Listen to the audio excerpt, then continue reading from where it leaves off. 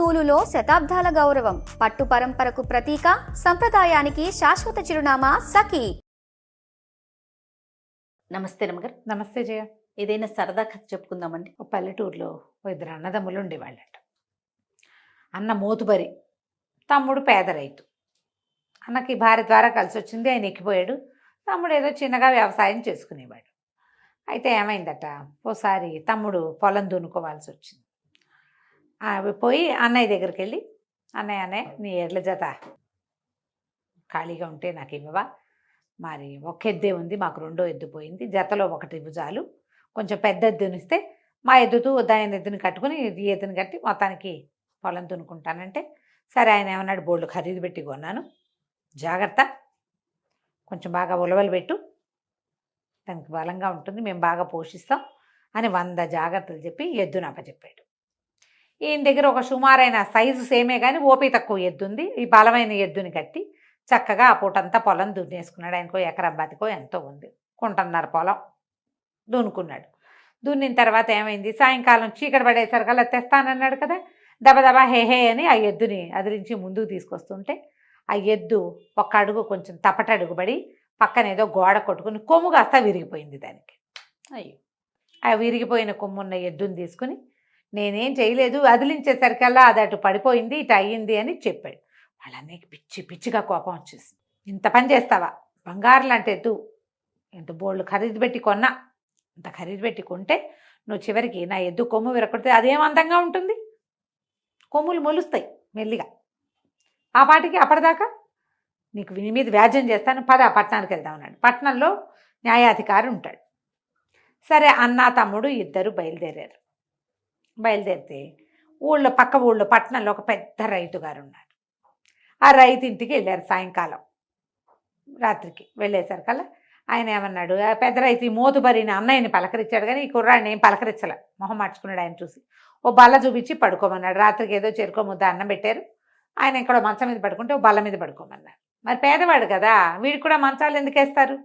అయితే మనవాడు ఆ వాళ్ళ మీద పడుకుని న్యాయాధికారి ఏం చెప్తాడో, ఎన్ని డబ్బులు అయిపోతాయో, ఏమైపోతుందని కళ్ళత నిద్రలో దొర్లి పక్కకు పడితే ఇప్పుడు బల్ల పక్కలు వేసుకుని పడుకున్నారు వీళ్ళు. ఆ పొద్దున్నే తెల్లవారుజామున కోడలు లేచి వెళ్ళిపోయి అక్కడి నుంచి వెళ్ళిపోయి ఈ తన కొడుకుని పిల్లాడిని తెచ్చి అక్కడ పడుకోబెట్టింది. ఓ ఏన్నర్థం వయసు ఉన్న పిల్లాడి మీద పడ్డాడు ఈ చిన్న రైతు. అయ్యయ్యో, పడేసరికి పిల్లాడిగా ఔరమని ఏడ్చాడు. అందరూ పరిగెత్తుకొచ్చారు. పిల్లాడి కాలు కాస్త విరిగిపోయింది సంటిబిడ్డకి. వైద్యుడిని కేకేస్తే వైద్యుడు అన్నాడు, ఈ అవుడు కాలు అయితే కట్టుకడతా కానీ కాలు కొంచెం అవుడు ఉంటుందండి అని చెప్పేశాడు. ఇక వాళ్ళ దుఃఖం వర్ణనాతీతం. మరి అంతే కాదు. పెద్ద రైతన్న ఈ మోతుబరి అన్నాడు, వీడు నాకు ఎద్దు కొమ్ము విరగొట్టాడని వ్యాజ్యం చేయించడానికి తీసుకొస్తే మీ ఇంట్లో మీ మనవడి కాలు విరగొట్టాడండి దుర్మార్గుడు అనేసరికల్లా వ్యాజ్యం నేను కూడా చేస్తా, వీడంతు చూస్తాను నేను అన్నాడు పెద్ద రైతు గారు. వీళ్ళందరూ కలిసి న్యాయాధికారి దగ్గరికి వెళ్ళడానికి కొంత దూరం పడవ ప్రయాణము అవి ఉన్నాయి, వంతెన మీద నడిచి వెళ్ళాలి. సరే ముగ్గురు బయలుదేరారు వ్యాజ్యం చేయడానికి. అన్న, పెద్ద రైతు, బక్క రైతు ముగ్గురు బయలుదేరి నడిచి వెళ్తుంటే వీడికి అసహ్యం పుట్టింది. ఏమిటిది నా బతుకు, ఏదో వ్యవసాయం చేద్దామని ఎద్దును తీస్తే దాని కొమ్ము విరిగిపోవటం ఏమిటి, అది వ్యాజ్యానికి దిగటం ఏమిటి, వీళ్ళింట్లో పడుకుంటే వాళ్ళు రాత్రి పెట్టిన అన్నం జాలలేదు, నాకేం డబ్బు ఖర్చు నా మీద పడుతుందో అని బెంగతో కింద పడిపోతే పడిన వాడిని నాకు దెబ్బ తగలకుండా వాడి పిల్లవాడి కాలు విరగటం ఏమిటి, ఇప్పుడు దాని మీద వ్యాజ్యం ఏమిటి, ఈ వ్యాజ్యాలన్నిటికీ నేను ఎక్కడ చేస్తాను, ఏదో బతుకు చచ్చిపోదాం అనుకున్నాడు. అనుకుని ఈ వంతెన మీద నడుస్తూ వంతెన మించి ధామని కిందకి దూకేశాడు నదిలోకి. వీడి కర్మగాలి వంతెనకి అటుపక్క నుంచి ఓ పడవ వస్తుంది. వీడు దూకే టైంకి పడవ మీద పడ్డాడు. ఆ పడవ మీద ఒక ముసలాయన పడుకుని ఉన్నాడు. వీడు పోయి డైరెక్ట్గా ఆయన మీద పడ్డం ఏంటి, ఆయన గుటుక్కుమన్నాడు. ముసలాయన చచ్చిపోయాడు. పడవలో ఉన్నవాడు అని కేకలు పెట్టారు. వీడిని పట్టుకొని పెడరెక్కలు విరిచి కూర్చోబెట్టారు. ఆ రైతు, మోతుబరి రైతు, పెద్ద రైతు ఇద్దరు వంతెన దిగి దబదబా ఒడ్డుకు చేరారు. తీరా మనిషి చచ్చిపోయాడు. వాళ్ళ చుట్టాలు పక్కాలు అంతా చేరారు. అవురవరా వ్యాజ్యం చేయటానికి తీసుకెళ్తుంటే ఆ పిల్లాడి కాలు ఇరుకొట్టాడు, ఈ మనిషిని చెప్పేశాడు దుర్మార్గుడని వాళ్ళ అన్నయ్య తిట్టాడు. ఆ రైతు కూడా రాత్రి ఆశ్రమిస్తే తెల్లారేసరికి మా మనవాడి కాలు విరుకొట్టాడు, అవిటి కాలం చేశాడు. పిల్లాడిని వీడి మొహమండాన్ని వాళ్ళిద్దరూ తిట్టిపోస్తారు. వీళ్ళేమో మా వాడి చావుకు వీడే కారణం, వీడి మీద కూడా ఫిర్యాదు చేస్తామని చెప్పేసి 3వ వాడు కూడా బయలుదేరాడు. ఇప్పుడు చచ్చిపోయిన ఆయన కొడుకును కూడా కలుపుకున్నారు. కలుపుకున్నారు.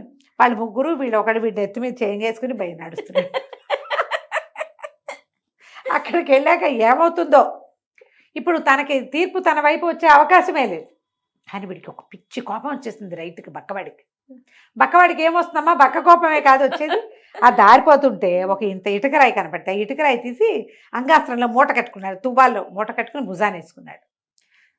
జడ్జి గనక, న్యాయాధికారి గనక నాకు వ్యతిరేకంగా తీర్పు చెప్పాడు, నెత్తి పగల కొట్టేస్తాను దీంతో, ఏమైతే అది అవుతుంది. అంటే అనుకూలంగా చెప్తాడని చెప్పడు.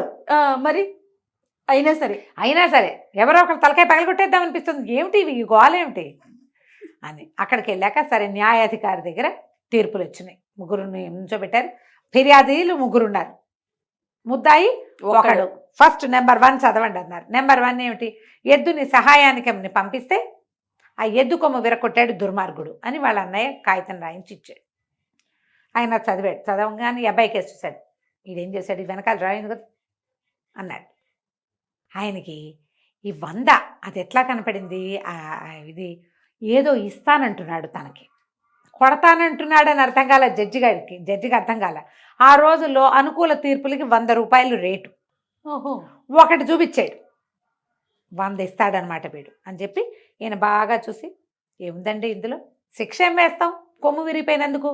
అబ్బాయి నువ్వు ఎద్దును మీ ఇంటికి తీసుకుపో, ఆ ఎద్దు కొమ్ము మొలిచేదాకా నువ్వే దానికి తిండి పెట్టాలి, నీళ్ళు పెట్టాలి, అన్నీ పెట్టాలి, పని తీసుకుంటావా మానుకుంటావా నీ ఇష్టం, ఎద్దును మాత్రం మీ ఇంట్లోనే ఉంచాలి, కొమ్ము మొలిచాకే మీ అన్నయ్యకి తిరిగి ఇవ్వన్నాడు. అయిపోయి బాగుంది. అంటే ఇప్పుడు వీడేం డబ్బులు కట్టక్కర్లే అమ్మయ్యా అనుకున్నాడు. సరే ఎద్దును పక్క పెట్టారు.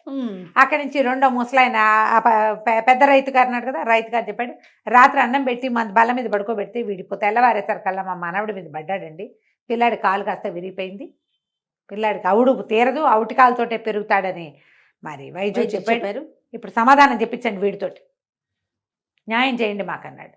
ఈయన ఆయన కేసు చూసాడు, ఫిర్యాదు కేసు, ఆ ముద్దాయి కేసు చూడగానే ముద్దాయి రాయి చూపించాడు, తలకాయ పగలగొట్టేస్తా అన్నాడు.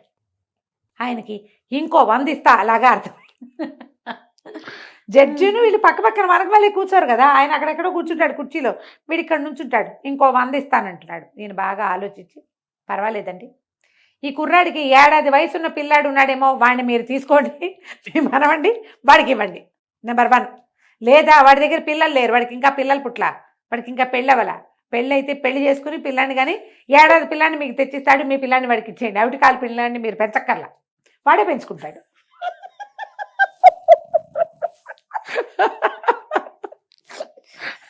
జడ్జికి నమస్కారం.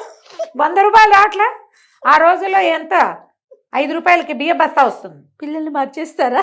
అంతే, మీకు 1 ఏడాది కాలు విరిపోయిన పిల్లాన్ని ఎలా పెంచాలి మేమన్నారు వాళ్ళు, మీరు పెంచచ్చు, వాడే పెంచుకుంటాడు. కాలు విరిగిన అవిటి పిల్లాన్ని ఎట్ట పెంచాలండి, ఎట్ట పెంచాలి, నువ్వు పెంచొద్దు, వాడే పెంచుకుంటాడు, వాడే 1 ఏడాది పిల్లాన్ని తెచ్చి నీకు ఇస్తాడు. అప్పటిదాకా మీరు ఫిర్యాదు ఆగాలి, వాడికి ఏడాది, వాడికి 1 పిల్లాడు పుట్టి వాడికి 1 ఏడాది వచ్చేదాకా ఆగాలి, అంతే. బాగుంది కదా. వీడు సరే ఆగారు. అమ్మయ్య. అక్కడి నుంచి 3వ తీర్పు వచ్చింది. 3వ తీర్పు ఏంటి, వంతెన మీద నుంచి దూకి మా నాన్న చావు కారణమయ్యాడండి వీడు. ఈయన ఫిర్యాదు కేసు మళ్ళీ ముద్దాయి కేసు చూశాడు, వీడు మళ్ళీ రాయి చూపించాడు. 2 తీర్పులు బాగానే చెప్పావు, 3వది కనుక సరిగ్గా చెప్పకపోయావు బుర్ర పగలేస్తాను నీదని. ఈయన ఓకే 3వ 100 వస్తుంది మనకి అని బాగా ఆలోచించి, ఏమీ లేదు నాయన, మన ముద్దాయి పడవ మీద పడుకుంటాడు, ఆ పడవని వంతెన కింద నుంచి రప్పిద్దాం, ఫిర్యాది వంతెన మీద నుంచుని వాడు దూకాల, నువ్వు దూకేస్తే సరి, పగ తీర్చుకున్నట్టు అయిపోతుంది, ప్రాణానికి ప్రాణం, పోతే పోతాడు లేకపోతే లేదు.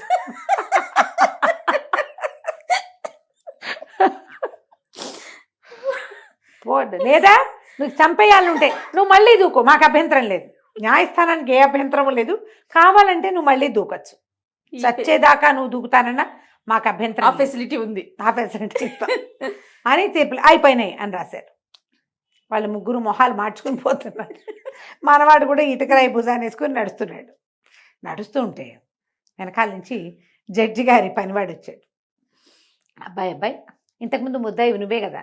అవును, జడ్జి గారు 300 ఇమ్మన్నారు అన్నాడు. ఏమిటి 300, ఎక్కడివి 300 అన్నాడు.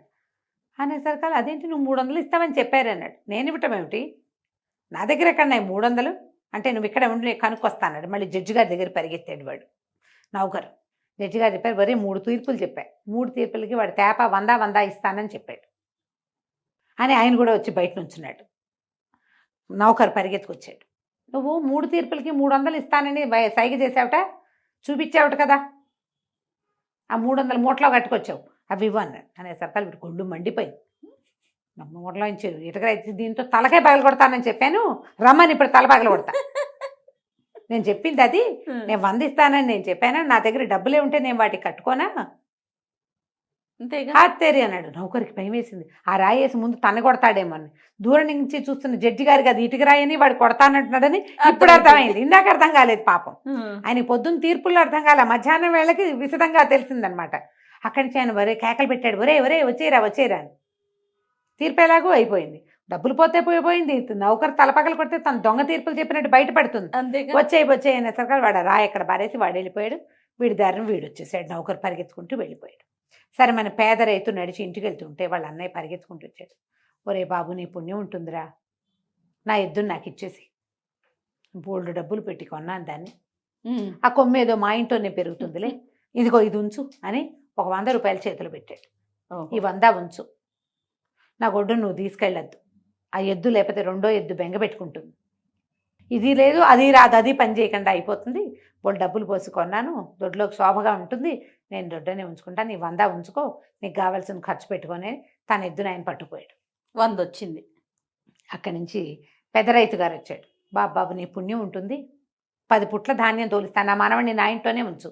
ఇప్పుడు ఏం చేయాలి, ఈ సైనికులు వెనకాల రామాధికారి తాలూకు పనివాళ్ళు వచ్చి చంటి పిల్లాన్ని వీడికి అప్పచెప్తారు రైతుకి. ఓహో, తీర్పు అంటే తీర్పు. ఆ ఎద్దుని అప్పచెప్తారు, చంటి పిల్లాన్ని అప్పచెప్తారు.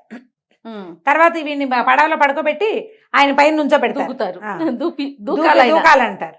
నీ 10 పుట్ల ధాన్యం ఇస్తా, కావాలంటే ఒక ఎడ్ల బండి కూడా ఇస్తా, ఒక జత ఎడ్లు కూడా ఇస్తా, పిల్లాడిని మాత్రం మా ఇంటి వచ్చి తీసుకెళ్ళకు, ఆవిడో ఏదో నేను వైద్యం చేయించుకుంటాను నాయన, నీ పుణ్యం ఉంటుంది, నీ పిల్లాడి మాకొద్దు, నా పిల్లాడిని నీకు ఇవ్వను, మా మనవడిని మా ఇంట్లోనే పెరగని, ఈ తీర్పు ఉంటే మా ఇంట్లో గుండె పగిలిపోతుంది, చంటి పిల్లాడిని వదులుతారా ఎవరైనా, బాబు అని ఏం చేశాడు, ఈ తీర్పు మేము మాట్లాడుకుంటామని కాగితం రాసివ్వమని కాగితం రాయించుకుని 10 పుట్ల ధాన్యం వడ్ల బస్స మా బండి మీద వేసి ఎడ్లు బండి ధాన్యము అప్పచెప్పి ఇది కూడా ఉంచునాయన అని 100 కూడా చేతిలో పెట్టాడు, నువ్వు మాత్రం మా జోలికి రావద్దు అని చెప్తే సరే అవి పట్టుపోయారు.